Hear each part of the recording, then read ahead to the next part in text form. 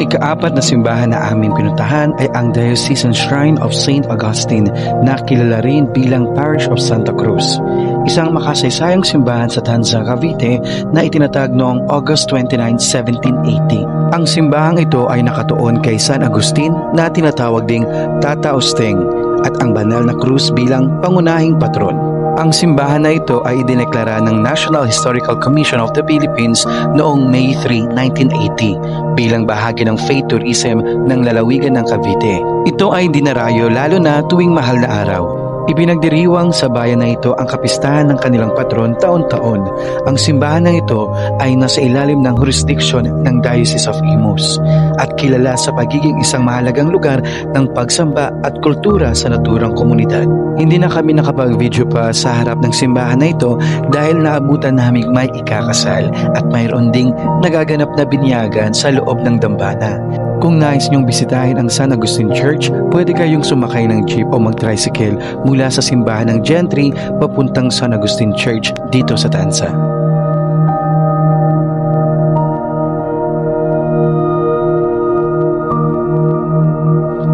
Ang ika-5 simbahan na aming pinuntahan ay ang Our Lady of the Most Holy Rosary o ang Mahal na Birhen ng Santo Rosario sa bayan ng Rosario, lalawigan ng Cavite. Hindi rin namin naikot ang loob ng simbahan na ito dahil sarado. Bagamat kami ay nakakuha ng ilang footage dito para maipakita sa inyo ang paligid ng simbahan ng Rosario. Ang Rosario ay isang bayan sa lalawigan ng Cavite. Dati itong isang baryo o barangay ng bayan ng San Francisco de Malabon.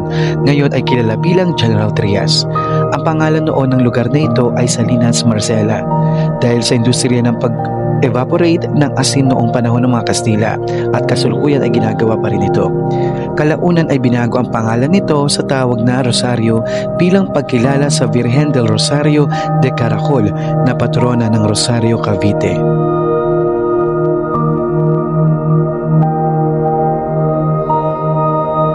Ika-6 naming destinasyon ay ang simbahan ng St. Mary Magdalene o mas kilala bilang Kawit Church na parokya ng munisipalidad ng Kawit, Cavite. Sarado ang simbahan na aming nadatnan kaya nag-ikot na lamang kami rito at nagbabakasakali na may makausap. Sa hindi naasahang pagkakataon ay may nakausap nga kami, isang Japanese citizen na nag-iikot din sa dambanang ito. Gaya namin, ngayon lang namin ito napuntahan. Kahit sarado rin ang simbahang ito, hindi naman nagsara ang oportunidad na magibahagi namin ang tungkol sa simbahang ito. Isa sa mga pinakamatandang simbahan sa Pilipinas. Sinimulan ang konstruksyon noong 1737 at magpahanggang ngayon, ito pa rin ang simbahan dito.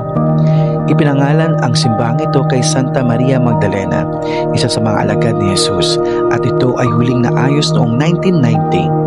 Dito rin bininyagan si Emilio Aguinaldo, ang unang pangulo ng unang Republika ng Pilipinas. Kilala rin ang simbahang ito sa pagpapagaling at pagtugon sa personal na mga problema.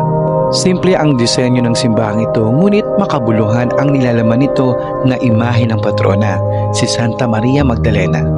Makikita rin sa loob ang belfry o isang bahagi ng bell tower na may metal na dome at weather vane o wind vane. Kung ililibutin ang simbahan ay makikita rito ang mga halimbawa ng buttresses o bricks na karaniwang makikita sa mga lumang simbahan sa bansa. Ang simbahan ng St. Mary Magdalene ay hindi lamang isang simbahan kundi isang lugar na puno ng mga alaala para sa mamamayan ng Kawit, Cavite. Matapos ang ilang oras naming paglalakbay, narating din namin ang ika-7 simbahan na aming pinuntahan. Ito ay wala sa aming listahan, ngunit dito kami dinala ng aming mga paa na parang may mensaheng nais pahiwatig sa amin. Isang napakagandang simbahan na animoy moderno ang bihis nito. Ang Our Lady of Fatima Parish Church sa Binakayan, Kawit, Cavite. Isang kilalang simbahang Katoliko na may makulay na kasaysayan. Itinatag ito noong Disyembre 12, 1996. Kilala sa pagiging tahanan ng milagrosang imahe na Nuestra Señora del Rosario de Fatima na siyang patrona ng Binakayan.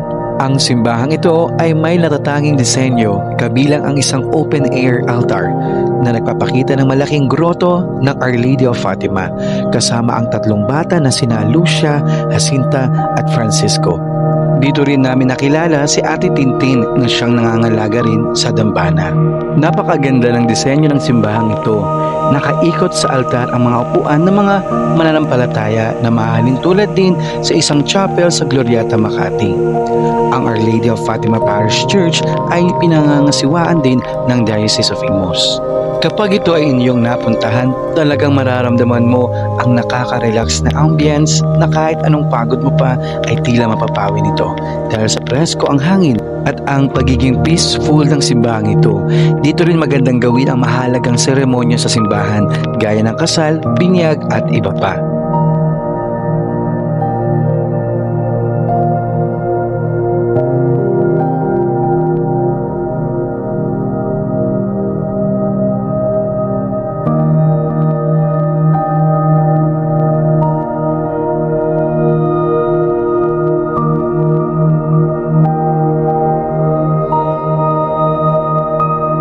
Dito sa Cavite ako'y nagkamulat. Dito rin lumaki sa bayan ng Dasmariñas mula noong 1993. Ngayon ko lamang naikot ang 7 simbahan na ito sa lalawigan ng Cavite.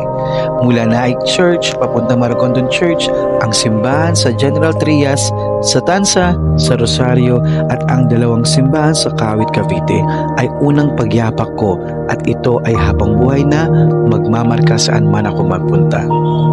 Ang dami kong realization dito at nagmuni-muni sa buhay. Masarap pala ang maging isang ganap na Katolikong Pilipino. Hindi lamang dapat dugong Pinoy ang ating binibitbit saan man. Dapat ay alam din natin ang kasaysayan ng mga simbahang naging saksi ng ating pagka-Pilipino na nagbukas ng ating kamalayan. Magnilay, magdasal ng taimtim, magpasalamat at ituon ng oras at panahon sa panalangin sa pamamagitan ng pagbisita iglesia ngayong Semana Santa.